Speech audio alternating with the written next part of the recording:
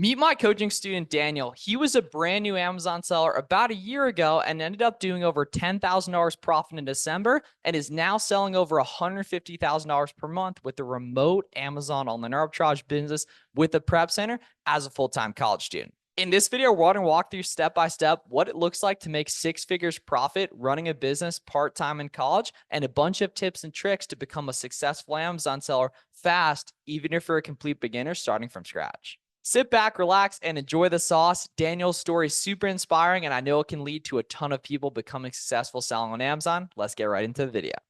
What's up? We got the man Daniel here. Welcome to the show, bro. Thank you. Thank you for having me. Got you. So we got the man away from the back to school vibes here today. What's your profit the past 30 days?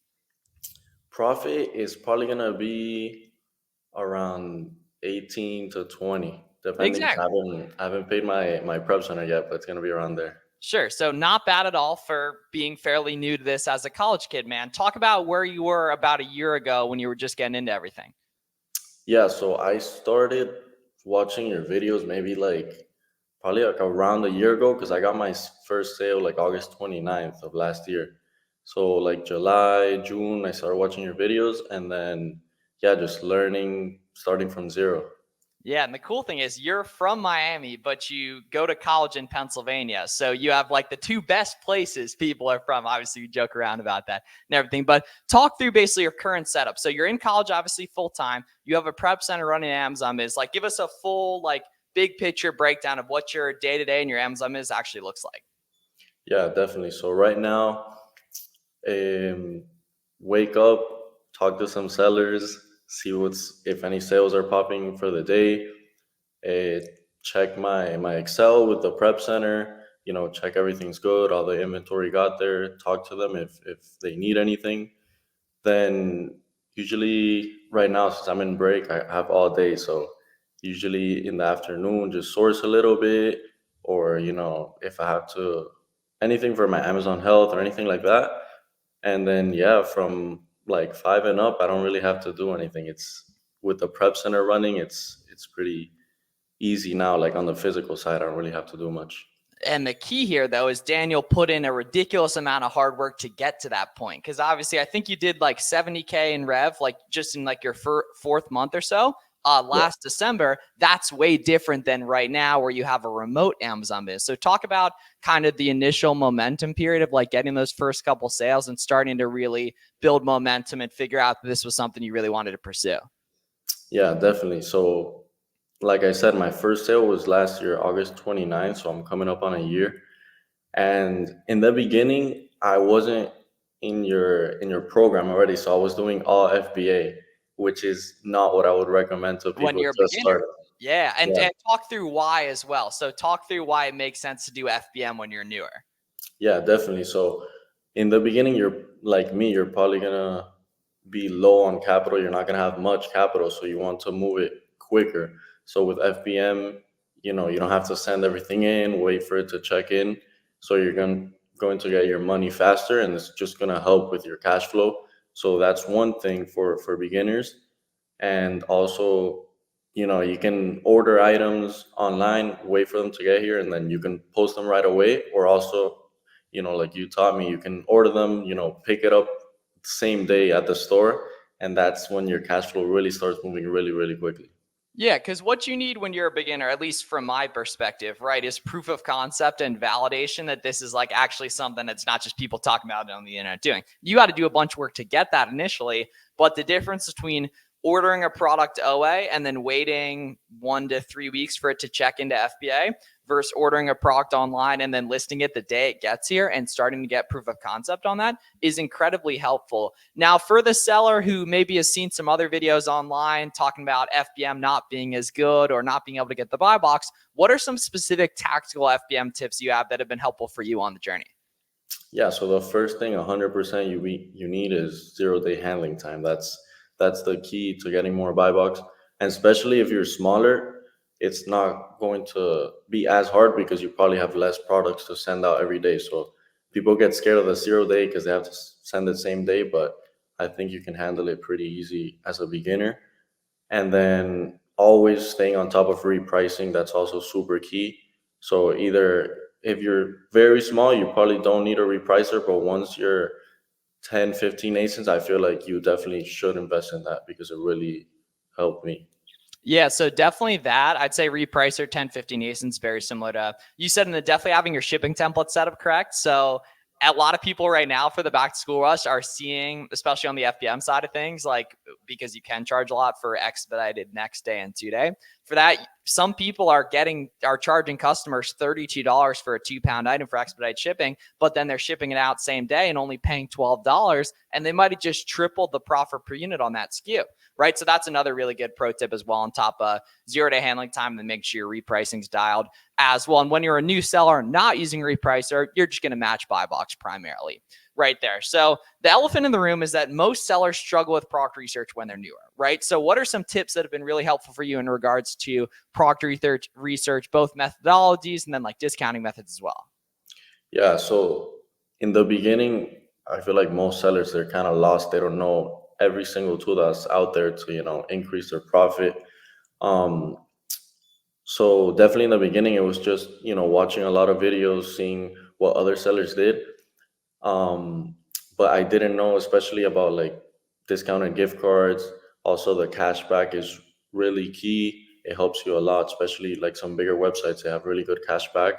So those two things are very important. And also, if you do have sales tax, some websites do allow like the sales tax exempt, which you do have to get. But I think those three are definitely key. Yeah, and then definitely coupons, right? Capital One Shopping is going to be big for that. The free Chrome extension, and then even just looking around on Google. Like for example, if y'all just Google shop WSS coupons, you're actually going to find the first link on Google is like some fire coupons. There's a lot of sites like that too. Talking to customer service, and then just being around other people in the same environment on the same mission, right? Which we'll talk about a little bit later too. So I know you've always been good with OA. You ever do any retail arbitrage as well? Because you live in a fairly remote area college-wise, which was fairly similar to me. But I was still able to make up some good ground with retail arbitrage using what I got. So what's been your strategy with that, if any? Yeah, so I've always sold OA only, but in the beginning, I just kind of wanted to understand how everything worked. And what really helped me was just going to Marshalls, going to Ross, everything, scanning. Because in the beginning, you barely know anything about the products, how they move, anything. So that really helped me understand how the products work. Even if it was just scanning a product and seeing it was gated, and ungating it first try because it was an auto ungate, or understanding that I had to get an invoice, it just cleared up a lot of questions that I had just by going 2 or 3 times to Ross or Marshalls and then scanning and seeing how everything worked. Yeah, and the cool thing, bro, is that don't cost any money. That's the best thing, is that's free to go get those reps in. It's free to dig around with some online arbitrage as well, right? Just doing storefront stocking going to be the best way as a beginner. And overall, just taking action on this as quick as possible, right? Because selling on Amazon might not be right for you, but the quicker you can get to it and really commit to different stuff, you're going to find what is for you best. Like I had a call with one guy in the program yesterday, and I was like, all right, there's a really good product at Ross, Marshalls, TJ Maxx. Go check it out. And he sends me a picture that night of big bags of product. I'm like, this dude's going to win. No wonder he's cooking already, right? And that's a beautiful thing, man, as well. So another thing that's was incredibly helpful for me was, and you mentioned it a little bit earlier, right? Being in the community, finding other young kings to build with, right? So talk about how that's been important to you, or maybe it hasn't been as important to you as it is for most people, right? Talk through, the networking, the community side of things. Yeah, definitely. So in the beginning, even when like you said, I did 70K in December, I was just kind of like focused on what I was doing and doing everything alone. So I didn't really pay attention to the community, didn't listen. Like I was posting a little bit, but I wasn't really, reaching out to other sellers. But now this year, even though I'm, doing higher numbers in that and it's not Q4, the community really has helped me, and I know you always said this, but it's just so much less work and you're doing bigger numbers, which is crazy because and sometimes what I would say is don't even start a relationship just, for benefiting Oh off. yeah, definitely not. That's the Like worst way to do it. the, Yeah. the Yeah. best relationships I have today with sellers that I've met online is definitely just, we started talking about, either school, they went to the same school as me, or they're from the same area, and you build a real relationship, and then, the work comes along with it. Yeah, and we were literally organizing just prior to this, going to play pickleball with a bunch of guys in Miami that live around here as well, which will be pretty fun too, and everything. And basically, if you're unfamiliar with the essentially selling Amazon is unique language. Very few people speak that language, and it's a lot harder if you aren't around other people that are speaking that language. And once again, that side of things is free, right? We have a free Discord community. Obviously, Daniel's in my coaching program, which obviously is a little bit different and everything. But you want to get around people that either have what you want or are working on what you want as well, right? Because that's going to make solving these problems a lot quicker. And, Mr. Beast, like the biggest YouTuber in the world, talks about that all the time. So that's an incredibly helpful thing as well. If you guys are looking for full, personalized, unparalleled one-on-one access to me and support throughout Q4, I have something for you. Now's the perfect time to apply for my coaching program, similar to the way Daniel did a year ago with Q4 on the way. I'm going to leave a link down below in the description for my coaching program application. If you're interested in unparalleled daily one-on-one access to me, you want all my coupons, tips, tricks, and strategies, a one-on-one live sourcing call, as well as 3 times per week group coaching calls as well. Check out the link down below in the description and apply. You can check out some other people we've helped, and I have a ton of other videos of successful students on my channel. Now's the perfect time to get to that. Back to the video with Daniel. We're in the heart of back to school right now. Q4 is coming up. You were one person, as do many people, who saw aggressive growth during Q4. So talk about what that season's actually like and what people can expect that are going into their first Q4 as October and November, December roll around in a couple months. Yeah, definitely. I feel like when I started, I kind of lost out. I came in like at the end of back to school, so I didn't take advantage of that. But thankfully, I got in right before Q4, which is crazy. You're just gonna see products moving so much faster and a higher ROI. So you already have 2 great advantages there. And also, something I saw was just crazy growth as more capital came in. Because there's 2 things I didn't really believe when people said it to me was you're gonna run out of money and you wish you would have bought more. And those 2 things I felt after Q4, because it's just you order something, you post it at FBM right away, and then same day you can sell 10, 20 units. It's just crazy, crazy momentum that you're gonna have in Q4. Yeah, and the big thing is just building the groundwork now. And that, we're filming this August 13th, right? There's still money to be made back to school wise, especially guys on like soccer, football, and volleyball gear, even in like September and October, right? And there's no necessarily like sourcing for back to school or sourcing for Q4. There's just finding stuff that's profitable today, especially when you're a beginner. Now, when you're advanced, similar to Daniel, you can headhunt certain niches of products that are going to do better different times of the year. However, right, it does make a lot more sense to just, focus on what you're finding profitable here. In terms of transitioning from being an FBM Chad scaler, right, to having a nice remote OA to prep center biz, what did that process look like? Yeah, definitely. So how it looked like FBM was just in my tiny college room, having all the boxes there, sometimes on the weekends it would be like, I think there was one day I worked like 11, 12 hours just packing everything. So now January I got my prep center and it's just so much easier for me to handle my time because I don't have to physically, be doing all the work. The prep center handles everything. And how I like to think of it is now it's more of a business for me. Before it was just me, doing everything. Now I actually do have an actual business, that I don't have to physically, be doing everything in order to run the whole system. So I have more time to source, to network, to do everything that is not just physical labor that I feel like anybody else could do. Yeah, and you build that over time once you earn the right to, and that now Daniel's confident he can buy a lot of product. He's finding discounts that are hard to find. He's finding products that it's hard for new sellers to make those numbers work. So naturally, he can go buy heavier. He can wait longer to sell. He doesn't have to just do FBM. Are you even doing any FBM this back to school season?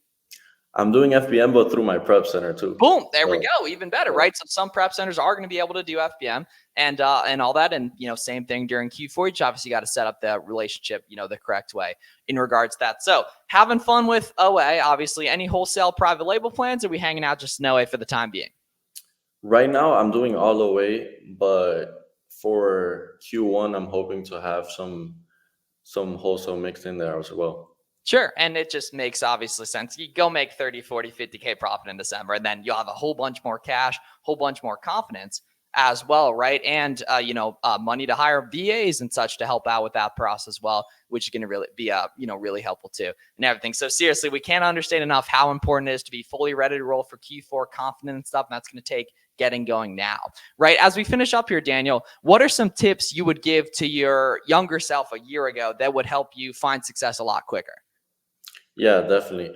So for me, the first thing, like I said before, FBM, FBM, FBM, you have to, in the beginning, it's just gonna have so much faster cash flow. And I feel like for all beginners, they should start with that.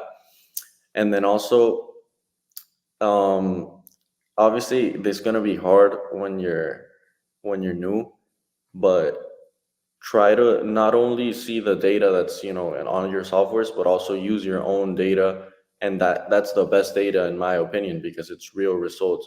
Because sometimes people look at the estimated sales and things like that, but that's not exactly what's going on in the market. It's obviously an estimate, but I feel like that's the best data that all the new sellers should be looking at. Sure. Absolutely, man. And then for people who want to keep up with your journey, see what you're up to, see those big, beautiful Q4 box and bars and profit numbers on the way, where can people find you on social media? So right now I only have Twitter. It's my last name, Coronado, FBA. Cool. So y'all check out the man right now. Appreciate you coming on, dude, and excited to see everything you got going on coming up with Q4, and super proud of you for everything you're doing, man. Okay. Thank you, definitely. Hope this video was helpful, guys. If you have any questions, let me know down below. Make sure to subscribe for more. If you want formal help, check out the coaching program, link in the description. And if you want my full free course, I'll put a link right up here on the screen. See you guys in the next one.